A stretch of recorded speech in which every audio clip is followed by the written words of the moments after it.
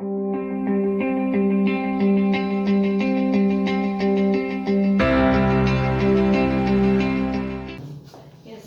now we are moving towards another observational technique. In the last video session we discussed about non-participant observation. What was non-participant observation? Basically, non-participant observation technique was when the researcher was not part of the observation. उसकी दो types थी, covert थी और overt थी. And then we move towards the participant observation. Now, in the today's session, we will be discussing what is participant observation.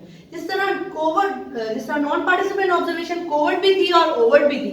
Covert में the participant doesn't know that they are being observed. और overt में जो identity थी researcher की वो open थी. इसी तरह participant observation में भी दो तरह के observations हैं. एक है covert और एक है overt. First of all, I'll be requesting you all to watch this video. कि देखें ये एक्सपीरियंस है वेंकटेश का. वेंकटेश ने क्या किया, बेसिकली वो एक गैंग का, अमेरिकन गैंग का, एक मैक्सिकन गैंग का पार्ट बन गया और वहां पे वो एज अ पार्टिसिपेंट चला गया. उसने उनका बिहेवियर पूरा ऑब्जर्व किया and it took him lots of time.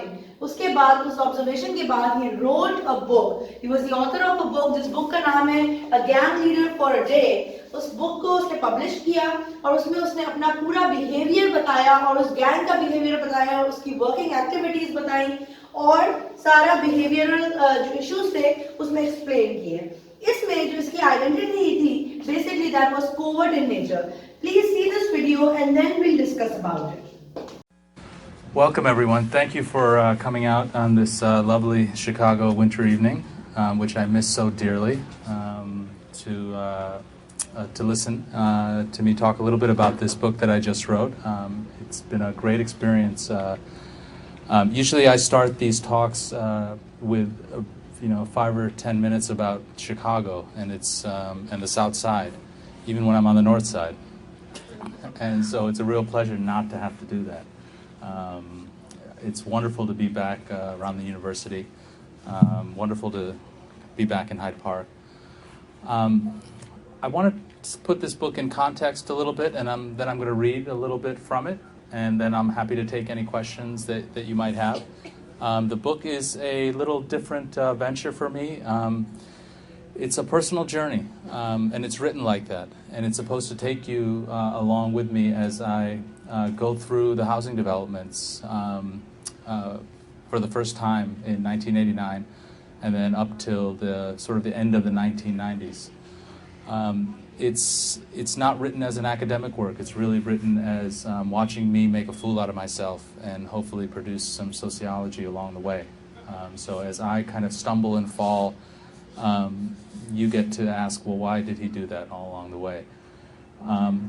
And the first stumble was in 1989, and if I think most of you probably know about and probably have read Freakonomics, and you'll know this one story about the way in which I got into my work with Chicago's street gangs and drug economy.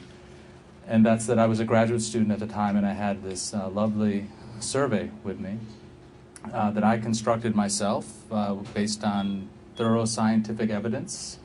And I went into this public housing development, and I administered the survey to these residents. When I walked into the public housing development, there were mostly young men who were in the lobby, and I didn't know it at the time, but the housing development, they were pirating electricity and water. They were not supposed to be there. They asked me what I was doing there. They called me Julio. They thought I was a Mexican-American gang member from the other side of town. And they asked me to read them the survey because they just didn't believe me. And the first question on the survey was, it was trying to use sociology to understand the lives of African-American youth, young people. So what better way than to ask them directly? And the first question was, how does it feel to be black and poor? And I didn't see the problem with the question at the time because they had 5 perfectly defensible choices: really bad, bad, okay, good, and very good. Again, scientifically constructed. They chose to adopt none of those answers, and instead they gave me a profanity, and which was not on one of the answers that they could have chose. And they said, "You really don't know anything, And if you want to learn about what we're like and what life is like, you need to come back and live with us. Are we getting a little bit of an echo?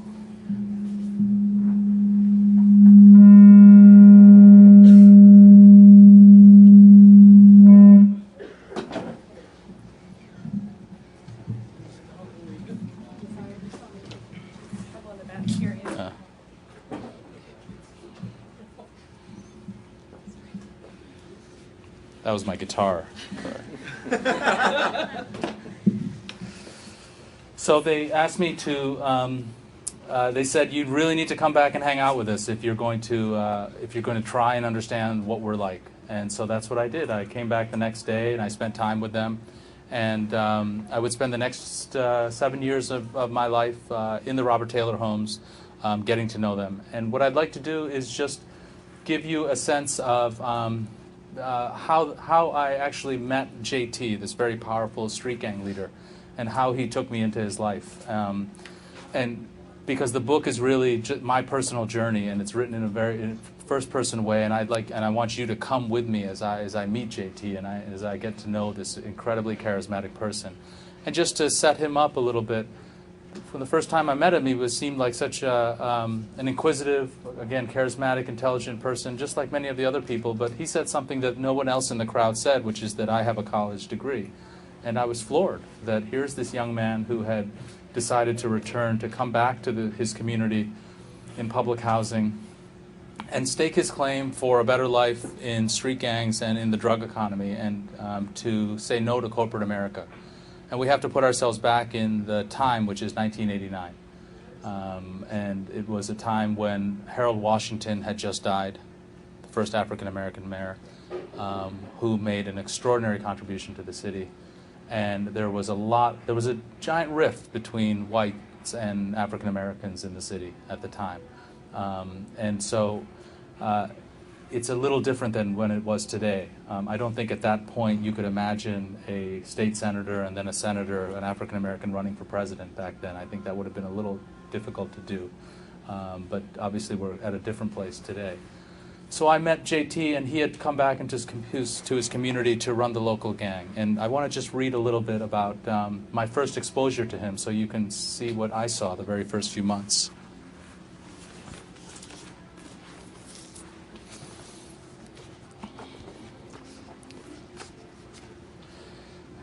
JT had by now firmly established his reign over a group of 3 buildings, one on State Street and one on Federal Street, each of which he'd like to walk through at least once a week. You have the CHA, the landlord, but then we also try to make sure that people are doing what they're told, he explained as we walked. We can't have this place go crazy with people misbehaving, because that's when police come around, and then customers stop coming around, and then we don't make our money. Simple as that. As we entered the lobby of one of his buildings, 2315 Federal, he grabbed a few of his foot soldiers and told them to follow us. I always start with the stairwells, JT said. And there were 3 stairwells per building, 2 on the sides and 1 running up the middle, next to the elevator. And I usually have my guys with me just in case. He winked, as if I should know what just in case meant. I didn't, but I kept quiet. We began climbing. It was only 11 on a weekday morning, but already the stairwells and landings were crowded with people drinking, smoking, and hanging out. The stairwells were poorly lit and unventilated. They smelled vile. There were puddles whose provenance I was happy not to know. The steps themselves were dangerous, many of the metal treads loose or missing. On the 5th floor, we came upon 3 older men talking and laughing, and JT looked them over. "You're all staying on the 11th floor, right?" he asked. "No," said one of them without looking up. "We moved to 1206. "Oh, to 1206, huh? And who said you could do that?" None of them answered. "You need to settle up," JT continued, "if you're in 1206, because you're supposed to stay in 1102, right?" The men just cradled their beer cans, their heads down, stung by the scolding. JT then called out to one of his foot soldiers, "Hey, Creepy, get these guys over to T-Bone." T-Bone, I knew, was one of JT's close friends and senior officers. As we resumed our climbing, I asked JT what had just happened. "Squatters," he said. "See, a lot of people who live around here don't have a lease. They just hang out in the stairs because it's too cold outside or they need a safe place. Maybe they're running from the police, or maybe they owe somebody money. We provide them protection." I found that strange. The gang protects the squatters, I asked. Oh yeah, no one messes with them if they're in here. I make sure of that, but we can't have 2 million of them here, so we have to keep track. They pay us.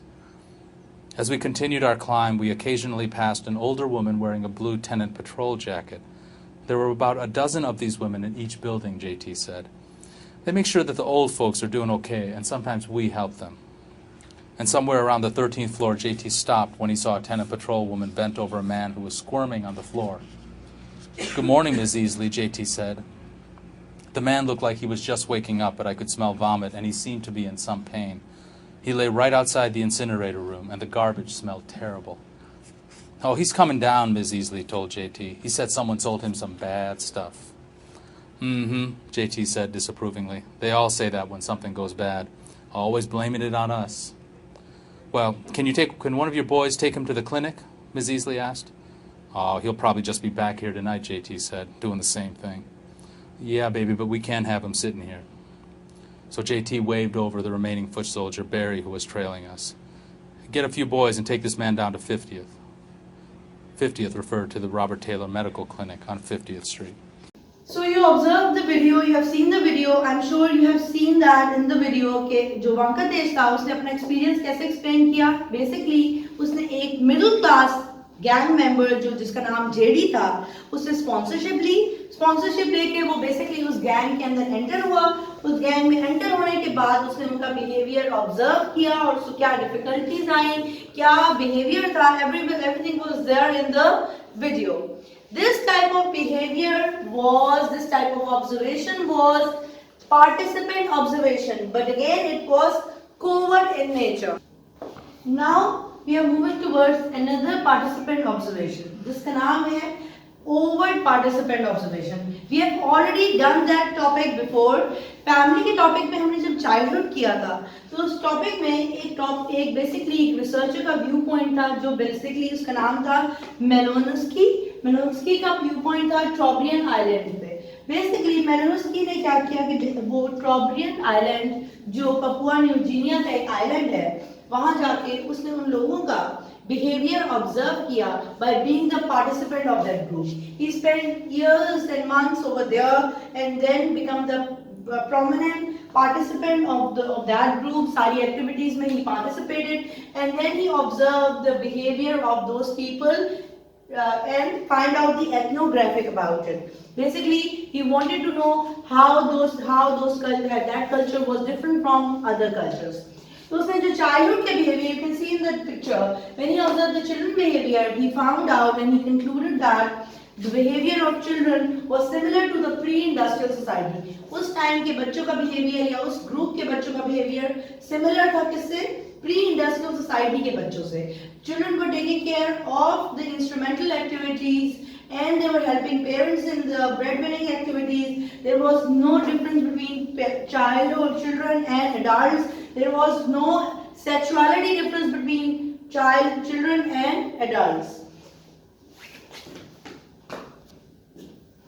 So now after watching both of the videos, I'm sure you're pretty much clear about what participant observation is, how it is different from non-participant observation, and what is covert participant and what is overt participant observation. Basically हम participant observation क्यों करते हैं? We want to do participation observation just to get ethnographic research. What is ethnographic? Ethnographic is basically the research about people and their cultures. किसी specific subcultural group, जिस तरह वेंकटेश ने एक specifically subcultural group था जो gang leaders का group था, उसमें gang था और वो Mexican gang था और वो America में based था, ठीक है? उसके behavior को observe किया and similar to that Malinowski ने क्या किया? ऑब्जर्व किया ट्रोब्रियन आइलैंड के लोगों को और उनके कल्चर्स को, उनकी हैबिट्स को, उनकी वैल्यूज और नॉर्म्स को. So now coming back over here becomes part of a research group being observed. Definitely जो रिसर्चर होता है, जो ऑब्जर्वर होता है, वो उसी ग्रुप का एक प्रोमिनेंट पार्टिसिपेंट मेंबर बन जाता है, ठीक है? Researcher works to play two different roles at the same time. Yes, this is an important point. यहाँ पे non-participant observation में researcher का सिर्फ एक काम था. वो क्या काम था? कि वो basically objective observer था. यानी कि वो बेसिकली ऑब्जेक्ट को ऑब्जर्व कर रहा था और फिर अपनी सब्जेक्टिव नॉलेज दे रहा था। लेकिन यहाँ पे इसके दो रोल्स हैं। One role is what, that he is the subjective participant, subject भी है वो पार्टिसिपेंट भी है, उस ग्रुप का में अपना प्रोमिनेंट रोल भी प्ले कर रहा है, और साइमल्टेनियसली वो ऑब्जेक्टिव ऑब्जर्वर भी है, यानी कि वो ऑब्जर्व भी कर रहा है और फिर वो अपना रिसर्च पेपर भी फॉर्म कर रहा है और वो अपनी ऑब्जर्वेशन भी क्रिएट कर रहा है उसी पार्टिसिपेंट ग्रुप को ऑब्जर्व करके। Sometimes though not always group is aware that sociologist is studying them. Not always, definitely when it is overt in nature, then your basically the researching group knows that you are part of the group. Just the Trobriand island is a prominent example of it. Deep understanding and familiarities with the certain group of individuals, their values, beliefs and way of life, definitely when Ventkatesh was there, yeah, you have seen it in the video, वो deeply involved था। Non participant observation में एक जो सबसे बड़ी weakness थी वो यही थी कि you are not getting in depth knowledge, you are not getting real phenomena, you are not getting intimate behaviours. So in this kind of in this type of observation, the major benefit is that you are part of that group, you know their values, beliefs, way of life, and if anything is not understandable, you can ask them questions. But in non-participant observation, you can ask them.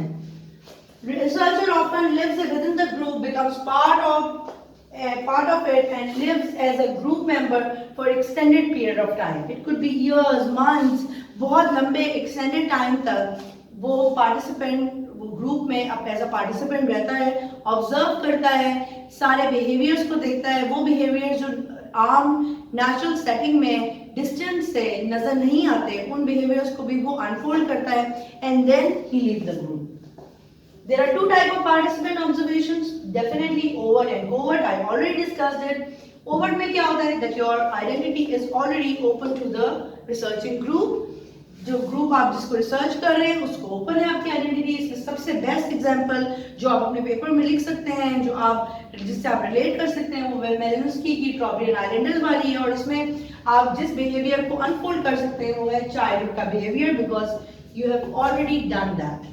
Then we have covert participation. Covert participation में Ventkatesh की example, Ventkatesh का के efforts, Ventkatesh का time, money, जो सब चीजें उसमें spend हुई, वो एक बेस्ट एग्जाम्पल है to put it in your paper.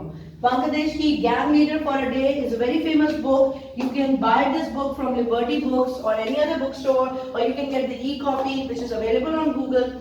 Read this book if you have time, you and you're fond of novels and plays and stuff like that, you're fond of books.